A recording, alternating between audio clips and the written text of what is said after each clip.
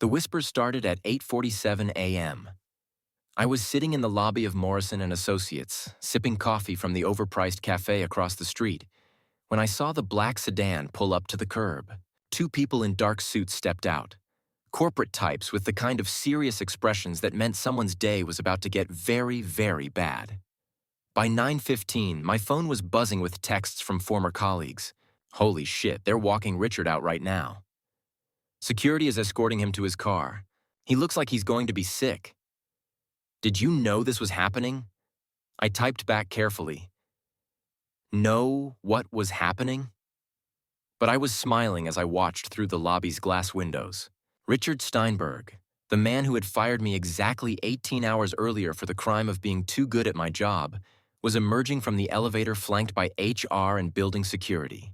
His face was ashen, his hands shaking as he clutched a banker's box that probably contained 7 years of his professional life. He glanced toward the lobby as they walked him past, and for just a moment, our eyes met through the glass. I raised my coffee cup in a small salute. He knew. My phone buzzed again. This time, it was an unknown number. Mr. Peterson? This is Janet Walsh from Morrison and Associates HR. Could you please come to our offices at your earliest convenience? We'd like to discuss your employment situation. I finished my coffee slowly, straightened my tie, and walked toward the elevator. Time to go back to work.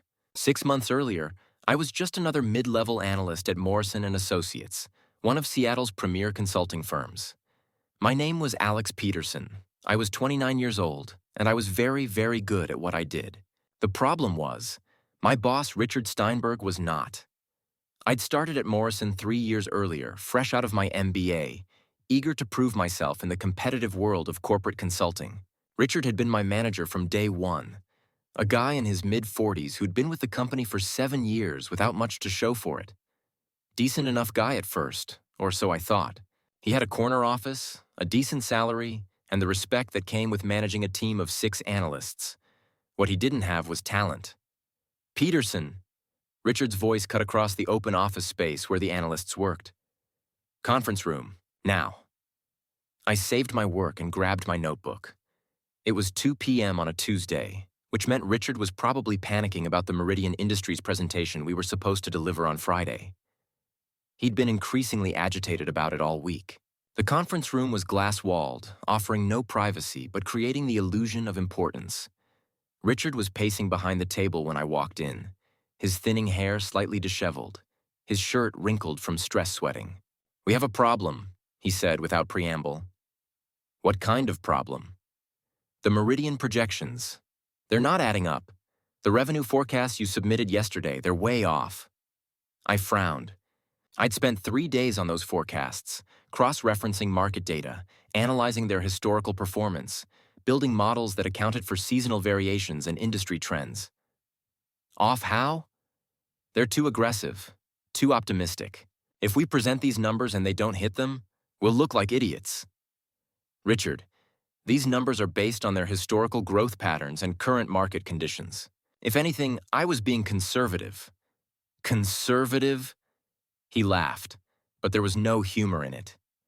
Peterson, you projected 18% growth for their Q4. That's not conservative, that's fantasy.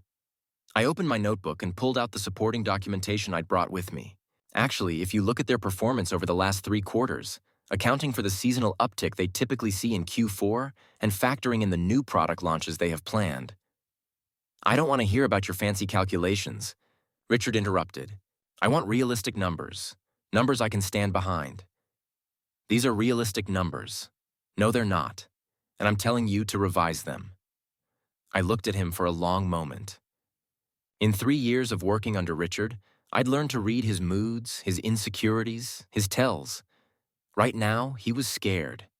Not about the numbers being wrong, about the numbers being right. Richard, can I ask you something? What? Have you looked at the supporting data? The market analysis, the competitive landscape report, the customer satisfaction trends? His face flushed slightly. Of course I've looked at them. But I could tell he hadn't. Richard had a habit of delegating the analytical work to his team and then presenting the results as if he'd done them himself.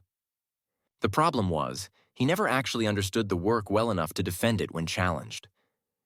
Because if you had, I continued carefully, you'd see that 18% growth isn't just possible for Meridian.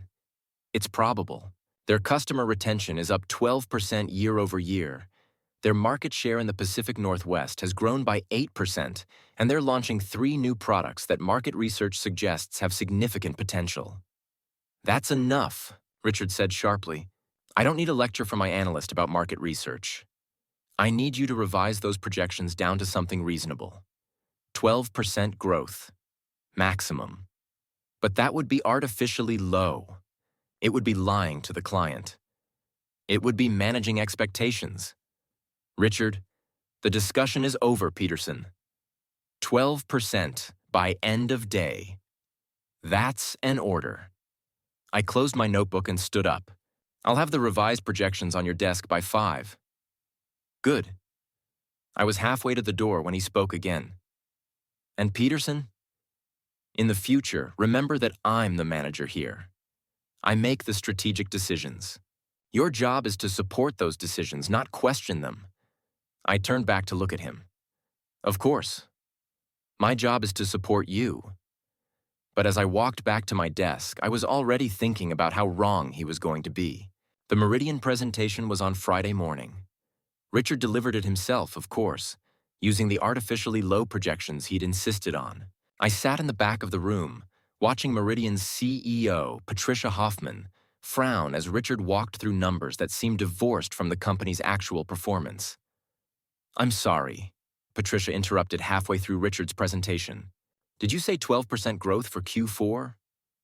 That's correct. We believe that's a realistic and achievable target. But we grew 14% in Q3, and Q4 is traditionally our strongest quarter. Richard glanced nervously at his slides. Well, we always want to be conservative in our projections. Conservative? Mr. Steinberg, we hired Morrison because we wanted aggressive growth strategies, not conservative estimates. If we wanted someone to tell us to aim low, we could have done that ourselves. The room was getting uncomfortable. I could see Richard starting to sweat. Of course, Ms. Hoffman, these are just preliminary numbers. We can certainly revise. What would you revise them to? Richard's mouth opened and closed like a fish. He hadn't actually looked at my original analysis. He had no idea what the numbers should be. Perhaps, I said from the back of the room, I could walk through some alternative scenarios. Every head in the room turned toward me. Richard's face went white. This is Alex Peterson, one of our senior analysts, Richard said quickly. Alex, I'm not sure this is the right time. Actually, Patricia said, I'd love to hear from the person who did the analysis. I stood up and walked to the front of the room, pulling out my original projections, the ones Richard had made me revise. For the next 20 minutes, I walked through the data, explained the market trends, outlined the growth opportunities, and presented a compelling case for why Meridian could realistically expect 18 to 20% growth in Q4. Patricia and her team asked detailed questions. I answered all of them. Richard sat silently in his chair, looking like he wanted to disappear. This is exactly what we were looking for, Patricia said when I finished. Aggressive but realistic projections based on solid data analysis. Mr. Peterson, this is excellent work. Thank you, Miss Hoffman. I do have one question, though. Mr. Steinberg, why were you presenting the 12% projections when Mr. Peterson clearly had much more compelling numbers? Richard's face went from white to red. Well, we wanted to present a range of scenarios. I see. Patricia's voice was cool. Well, I think we'd like to move forward with Mr. Peterson's projections. Can you have the final presentation ready by next week? Absolutely, Richard said. But he was looking at me when he said it, and his expression was not grateful. After the Meridian team left, Richard cornered me by the elevators. What the hell was that? He hissed. That was me saving our client relationship. That was you undermining me in front of the client. Richard, you were presenting numbers that made no sense. They were going to fire us. They were going to fire us? Who's the manager here, Peterson? You are? That's right. And when I'm presenting, you don't speak unless I ask you to speak. You don't contradict me, you don't correct me, and you sure as hell don't make me look incompetent. I wasn't trying to make you look incompetent. Well, you did, and it's not going to happen again. He jabbed the elevator button harder than necessary. Richard, I was just trying to help. Help? You want to help? Next time, help by doing the job I assigned you and keeping your mouth shut. The elevator arrived, and Richard stepped inside without another word. I stood there watching the doors close, realizing that I'd just made an enemy. Over the next few months, things got progressively worse. Richard started excluding me from client meetings, even on projects I'd led the analysis for. He began assigning me to smaller, less visible projects while giving the high-profile work to other analysts with less experience. He stopped CCing me on important emails and started holding team meetings without inviting me. But the work spoke for itself. The meridian projections I'd developed proved accurate. They hit 19% growth in Q4, beating even my optimistic estimates. Word got around the office. Other managers started requesting me for their projects. Clients began asking for me specifically. Patricia Hoffman sent a personal note to Morrison's senior partners praising my work. The note made its way around the office, and soon I was getting congratulations from colleagues I barely knew. "Peterson," called out Janet Walsh, Morrison's HR director, as I walked past her office one Tuesday morning. "Could I see you for a moment?" I stepped into her office, wondering if Richard had filed some kind of complaint about me. "Please sit down. I wanted to talk to you about your performance reviews. Is there a problem?" "Quite the opposite." She pulled out a file folder. "I've been getting feedback from clients and senior partners about your work. Very positive feedback." "That's good to hear. Patricia Hoffman from Meridian specifically requested that you be the lead analyst on their next project. That's unusual for someone at your level." "I appreciate the confidence. Alex, can I speak frankly?" "Of course. You're operating above your pay grade. Your work quality, your client relationships, your strategic thinking, it's all at a senior level. We're considering fast-tracking you for promotion." My heart jumped. Really? Really? There would be an increase in salary, obviously, and more responsibility. You'd probably get your own team within a year. That sounds amazing. There's just one thing we need to discuss. I waited. This would mean you'd no longer be reporting to Richard Steinberg. You'd be moved to a different department, probably under Sarah Chen in strategic development. I see. Is that going to be a problem? I thought about it for exactly 2 seconds. No problem at all. Good. I'll start the paperwork. This should be effective at the beginning of next month. I walked out of Janet's office feeling like I was floating. After 3 years of grinding work, I was finally getting the recognition I deserved. A promotion, a raise, escape from Richard's increasingly toxic management style. Everything was falling into place. I should have known it was too good to last. The meeting was scheduled for Thursday afternoon. Richard's calendar simply said Performance Review, Alex Peterson. I assumed it was related to my upcoming promotion, maybe a final evaluation before the transfer. I was wrong. Richard's office was on the 11th floor, with windows overlooking Elliott Bay. Usually, he kept the blinds open to show off the view. Today, they were closed. "Come in and close the door," he said without looking up from his computer. I sat down in the chair across from his desk and waited. He continued typing for another minute, a power play I'd seen him use before. Finally, he closed the laptop and looked at me. "Alex, we need to talk." "About the promotion?" "What promotion?" I felt a chill run down my spine. "The promotion Janet Walsh discussed with me. The move to strategic development." Richard leaned back in his chair, a small smile playing at the corners of his mouth. "Oh, that. Yeah, there's been a change of plans." "What kind of change?" "The kind where it's not happening." I stared at him. "What do you mean it's not happening?" "I mean, I spoke with the senior partners and we decided that you're not ready for that level of responsibility. Janet said the partners specifically requested me." Janet was mistaken. Richard, Patricia. Hoffman asked for me by name. And I told the partners that would be a mistake. that you're not experienced enough to handle senior-level client relationships. The room felt like it was getting smaller. That's not true, isn't it? Alex, let's be honest about what happened with Meridian. You undermined my presentation, made me look bad in front of the client, and then took credit for work that was done under my supervision. I saved our client relationship. You showed off at my expense. His voice was getting louder, and I could see the anger he'd been holding back for months finally bubbling to the surface. Richard, I was just doing my job. Your job is to support me, not compete with me. I'm not competing with you. Bullshit. He slammed his hand on the desk. You think I don't see what you're doing? Coming in early, staying late, brown-nosing the clients, making sure everyone knows how smart you are? I'm trying to do good work. You're trying to make me look bad. That's not... You're ambitious, Peterson. I get it, but here's what you don't understand. This isn't your company. You're not the manager here. I am. And when you make me look incompetent, you make my entire department look incompetent. I took a deep breath, trying to stay calm. Richard, I think you're misinterpreting... Am I? Let me ask you something. Do you think you're smarter than me?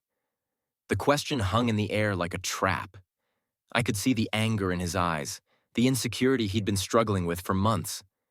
I think we have different strengths, I said carefully. That's not what I asked. Do you think you're smarter than me? Richard, answer the question. I looked at him for a long moment. 3 years of watching him take credit for my work. 3 years of covering for his mistakes. 3 years of pretending not to notice when he couldn't answer basic questions about the projects he was supposed to be managing. Sometimes, I said quietly. His face went red. Sometimes? Richard, you asked me to be honest. Honest? You want honest? Here's honest. You're making me look bad. You're a threat to my position, and I'm not going to tolerate it anymore. What are you saying? I'm saying you need to know your place. You're an analyst. I'm the manager. Your job is to do the work I assign you and support the decisions I make. It's not to grandstand in client meetings or go around me to get promotions. I didn't go around you. You absolutely went around me, and that's going to stop. Right now. Okay, I said, trying to de-escalate. Message received.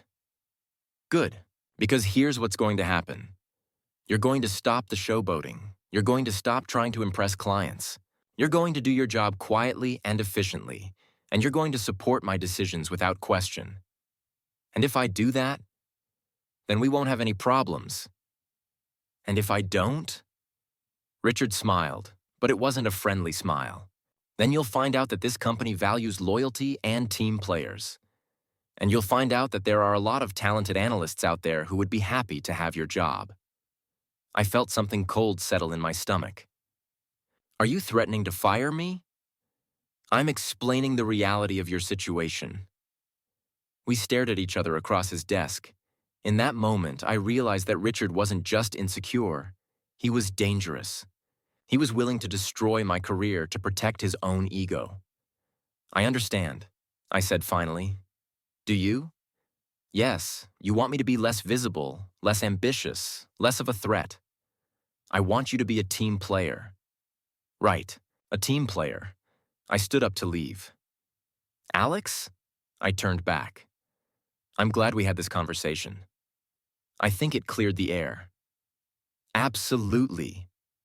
I walked out of his office with my hands steady and my expression neutral. But inside, I was furious.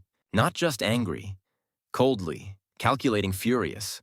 Richard Steinberg had just made the biggest mistake of his career. He'd told me exactly what he was afraid of. That evening, I went home to my Capitol Hill apartment and opened my laptop. I had work to do, but not the kind Richard expected. For the next 3 hours, I went through every email, every file, every document I had access to. I created a new folder on my personal drive and started copying files. Client communications, project analyses, performance reviews, anything that showed a pattern of Richard taking credit for work he hadn't done. I found the email chain from the Meridian project where Richard had initially approved my 18% growth projections, then changed his mind the day before the presentation without explanation. I found the performance review where he'd given me a meets expectations rating despite 3 clients specifically praising my work in writing. I found the budget reports showing that the projects I'd led had brought in 40% more revenue than the ones managed directly by Richard. But most importantly, I found the email. It was buried in a thread about the Morrison Holiday Party Planning Committee of all things. Richard had been responding to a company-wide email about volunteer opportunities, and somehow his reply had gotten crossed with a private message he'd been sending to another manager. The email said, "Patricia Hoffman is a micromanaging bitch who wouldn't know good strategy if it bit her on the ass. I'm tired of pretending to take her seriously. The woman inherited her position and acts like she built the company herself. Can't wait until this contract is up." I stared at the screen for a full minute before the implications sank in. Richard had accidentally sent an email calling our biggest client a micromanaging bitch to the entire holiday party planning committee, which included Janet Walsh from HR. I checked the timestamp. The email had been sent 6 weeks ago, right around the time my promotion had been delayed. I forwarded the email to my personal account, along with everything else I'd found. Then I made a phone call. "Peterson, didn't expect to hear from you tonight." "Hi, Jake. Are you still practicing employment law?" Jake Morrison, no relation to Morrison and Associates, had been my roommate in business school. He'd gone into corporate law while I'd chosen consulting. We'd stayed in touch over the years, mostly through occasional drinks and industry networking events. Among other things, yeah. "Why? You in trouble?" "Potentially. Can I buy you a beer tomorrow night? I need some advice." "This wouldn't have anything to do with your boss, would it? The one you've been complaining about for the last year?" "Maybe." "Alex, please tell me you're not planning to do something stupid." "Define stupid." "Anything that could get you fired or sued." I laughed. "Jake, I think I'm past worrying about getting fired." "What does that mean?" "It means I'll explain everything tomorrow. Are you free around 7? "Yeah, I'll be free. But Alex." "Yeah? Whatever you're thinking of doing, make sure you can prove it." "Don't worry," I said, looking at the screen full of evidence I'd compiled. "I can prove it." Jake and I met at a quiet bar in Fremont, away from the downtown corridor where we might run into colleagues. I brought printed copies of everything I'd found, organized in a manila folder that looked like evidence because that's exactly what it was. "Jesus Christ, Alex," Jake said after reading through the documents. "How long has this been going on?" "Months, maybe longer. I just never documented it before." "And he actually sent this email about your client to the entire holiday party committee, including HR. How has he not been fired already?" I don't think anyone's connected the dots yet. The email thread was buried in a bunch of holiday party logistics, and Richard's probably been doing damage control, maybe claiming it was taken out of context or something. Jake leaned back in his chair, studying the papers. "You know what you have here, right? A pattern of workplace retaliation? That, and also documentation of him disparaging clients in company communications, creating a hostile work environment, and potentially costing the company business. This isn't just about your promotion, Alex. This is about him being unfit for management. So what do I do with it?" "That depends. What's your goal here? Do you want to get your promotion back? Do you want him reprimanded? Or do you want him gone?" I thought about the conversation in Richard's office, the way he'd smiled when he threatened my job, the months of watching him take credit for my work while undermining my career. I want him gone. "Okay, then here's what we do." Jake pulled out a legal pad and started writing. For the next hour, he outlined a strategy that was both methodical and devastating. "First, you're going to request a formal meeting with HR to discuss workplace concerns. Don't mention Richard by name initially. Just say you have concerns about management practices in your department." "Won't that tip him off?" "Maybe, but it establishes a timeline. If he retaliates after you file a complaint, it strengthens your case." "What about the client email?" "That's your nuclear option. You don't lead with that. You let HR discover it during their investigation." "How do I make sure they discover it?" Jake smiled. "You point them in the right direction." Mention that you've observed concerning communications about clients. Suggest they review email threads from the past few months. Let them find it themselves. And if they don't find it, then you have copies. What about my job? Even if Richard gets fired, I'll probably get blacklisted for whistleblowing. Not necessarily. If you do this right, you'll look like a conscientious employee who was trying to protect the company's interests, especially if the client relationship is at risk. You think Morrison will keep me? I think Morrison will do whatever protects their business relationship with Meridian Industries. And if that means throwing Richard under the bus and promoting you, that's what they'll do. Jake closed his legal pad and looked at me seriously. Alex, are you sure you want to do this? Once you file a complaint, there's no going back. This will either end Richard's career or yours. I thought about it for exactly 10 seconds. I'm sure. Then let's destroy this guy. The next morning, I dressed carefully for work. Professional, but not flashy. I wanted to look like someone who could be trusted with sensitive information. I arrived at the office early and went straight to Janet Walsh's office. Alex, what can I do for you? Janet, I'd like to schedule a meeting to discuss some workplace concerns. Her expression became more serious. What kind of concerns? I'd prefer to discuss them in a formal setting, if that's okay. But they involve management practices and client relationships. How urgent is this? Fairly urgent. I'm concerned about potential impacts to our client relationships. She checked her calendar. I can see you at 2 o'clock today. Will that work? Perfect. Alex, should I include anyone else in this meeting? Your direct supervisor? I'd prefer to speak with you privately first, if that's okay. Of course. I'll see you at 2. I spent the rest of the morning working normally, acting like everything was fine. Richard was in meetings most of the day, so we barely interacted. Around noon, he stopped by my desk. Peterson, I need the Carver Industries analysis by end of day. It'll be ready? Good. And Alex? Yeah? I'm glad we cleared the air yesterday. I think we're going to work much better together going forward. I'm sure we will. He walked away, completely oblivious to what was about to happen. At exactly 2 p.m., I knocked on Janet Walsh's office door. Come in, Alex. Please have a seat. Janet was in her mid-50s, a no-nonsense HR professional who'd been with Morrison for over a decade. She had a reputation for fairness, but also for protecting the company's interests above all else. So, what concerns did you want to discuss? I pulled out a folder, not the one with all the evidence, but a smaller one with just the basics. I've been experiencing what I believe to be workplace retaliation from my direct supervisor. That's a serious accusation. Can you be more specific? Over the past several months, Richard Steinberg has been excluding me from meetings, reassigning my projects to other analysts, and generally limiting my opportunities for advancement. Do you have documentation of this? Some, but that's not the most concerning part. What is? I'm worried about the impact on our client relationships. I've observed communications and behaviors that I believe could damage Morrison's reputation with key clients. Janet leaned forward.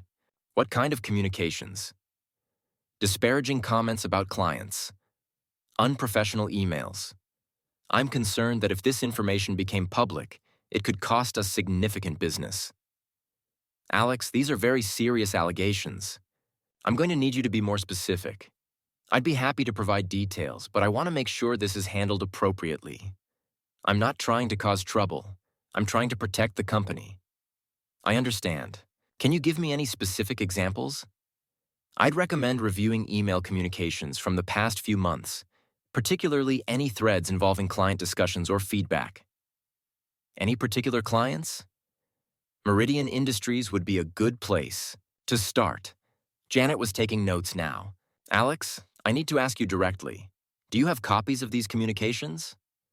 I have access to communications that were sent to me or that I was copied on as part of my normal work responsibilities.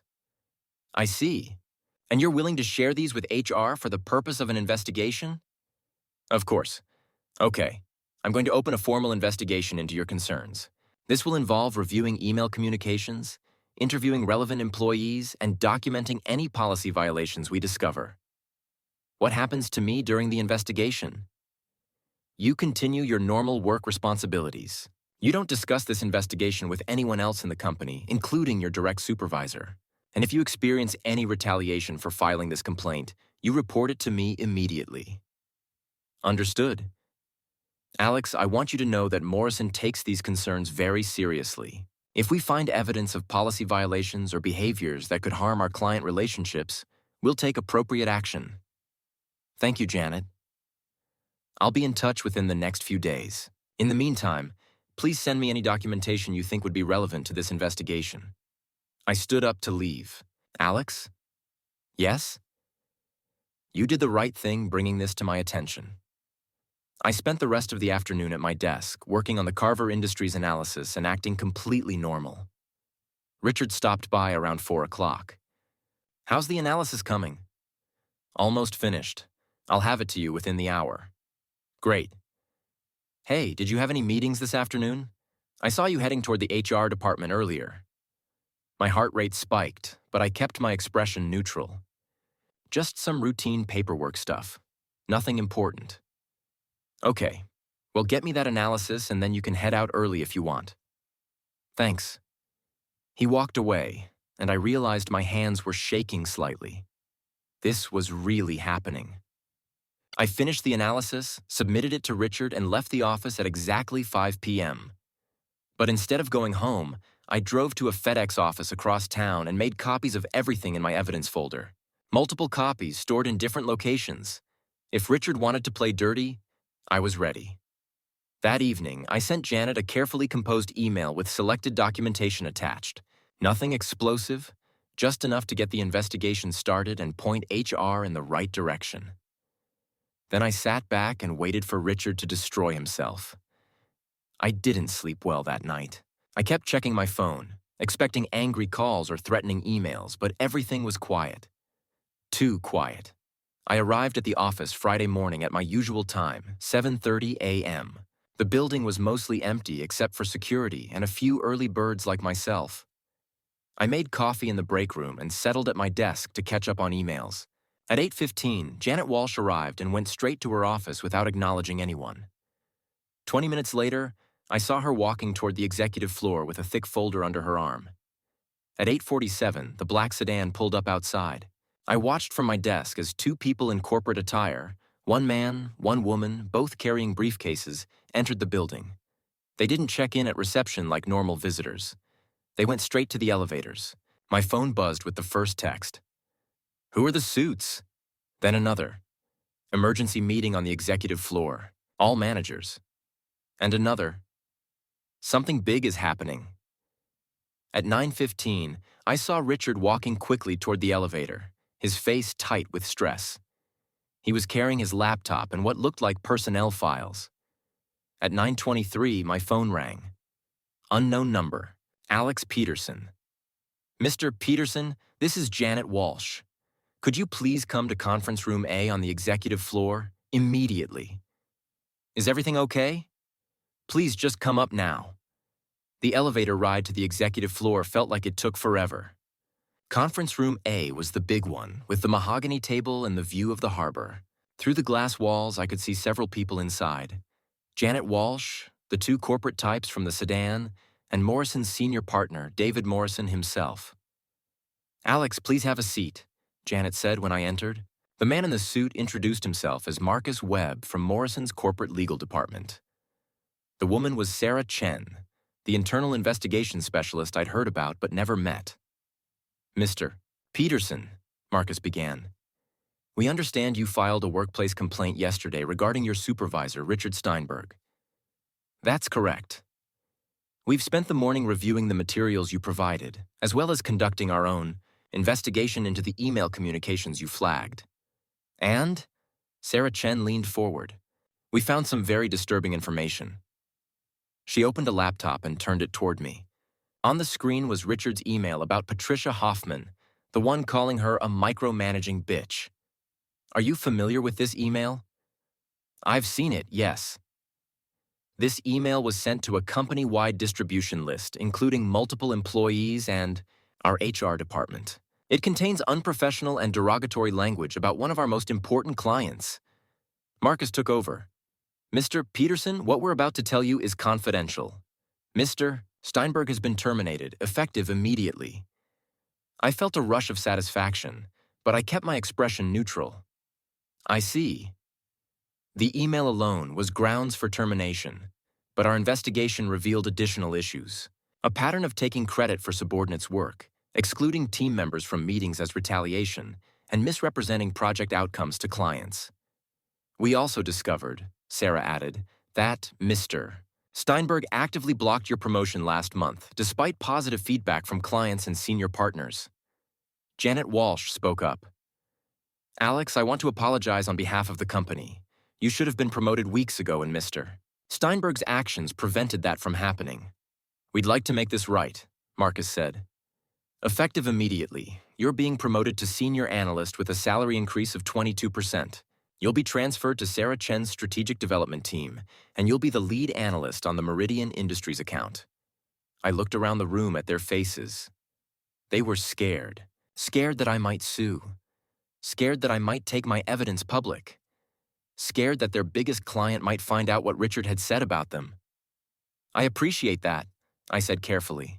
What happens now? Now, Marcus said, we'd like you to sign a mutual non-disclosure agreement. The company agrees not to disparage your character or work performance, and you agree not to discuss the details of this situation with outside parties. I pretended to consider this. What about references? If I ever leave Morrison? Glowing references, Janet said immediately. We'll document your excellent performance and your discretion in handling this sensitive matter. And the Meridian account? Yours, Sarah Chen said. Patricia Hoffman specifically requested you continue as lead analyst. She was very impressed with your work. I nodded slowly. I'll need some time to review the NDA. Of course. Take the weekend. We'd like this resolved by Monday. Marcus closed his briefcase. Mr. Peterson, I want you to know that Morrison values employees who prioritize the company's interests and handle difficult situations with professionalism. Translation. Thanks for not going to the press or filing a lawsuit. I appreciate that, I said. One more thing, Sarah Chen added. We'll need you to transition any ongoing projects that were under Mr. Steinberg's supervision. You'll be working directly with me going forward. No problem. As I stood to leave, Janet called out, Alex, Steinberg is being escorted out this morning. If any of your colleagues ask questions, please refer them to me. Of course. I walked back to the elevator with my head spinning. It had actually worked. Not only had Richard been fired, but I'd gotten everything I wanted. The promotion, the raise, the respect, and the guarantee that my career was secure. The elevator doors opened on my floor, and I could see the drama unfolding through the glass walls of the office space. Richard was at his desk, packing items into a cardboard box while a security guard watched. His face was pale, his hands shaking slightly as he gathered 7 years of his professional life. Colleagues were watching from their desks, whispering among themselves. The news was spreading fast. I walked to my desk and sat down, opening my laptop like it was any other morning. But I could feel eyes on me, people wondering if I knew what was happening. My phone buzzed with a text from Jennifer, one of the other analysts. Did you know about this? I typed back, know about what? Richard's being fired. Security is walking him out right now. Seriously? Why? No one knows. It happened really fast. I looked up to see Richard walking toward the elevator, flanked by security, carrying his cardboard box. As he passed my desk, his eyes met mine for just a moment. He knew. Somehow, he knew I was involved. But it was too late. The elevator doors closed, and Richard Steinberg disappeared from Morrison & Associates forever. The rest of the morning was chaos. People kept coming by my desk, fishing for information. Alex, you worked closely with Richard. Did you see this coming? I'm as surprised as everyone else. Do you know why he was fired? HR hasn't said anything official. This is so crazy. He seemed fine yesterday. Yeah, really surprising. By lunch, the rumors were flying. Some people thought it was budget cuts. Others speculated about a sexual harassment complaint. A few suggested he'd been stealing from company accounts. None of them guessed the truth, that he'd been brought down by his own insecurity and a very patient analyst who'd been documenting everything. At 2 p.m., Janet Walsh sent a company-wide email. Effective immediately, Richard Steinberg is no longer with Morrison and Associates. Sarah Chen will be overseeing the transition of his projects and team members. If you have any questions about ongoing work assignments, please contact Sarah directly. We appreciate your professionalism during this transition. That was it. 7 years with the company reduced to 2 sentences. At 3 p.m., Sarah Chen stopped by my desk.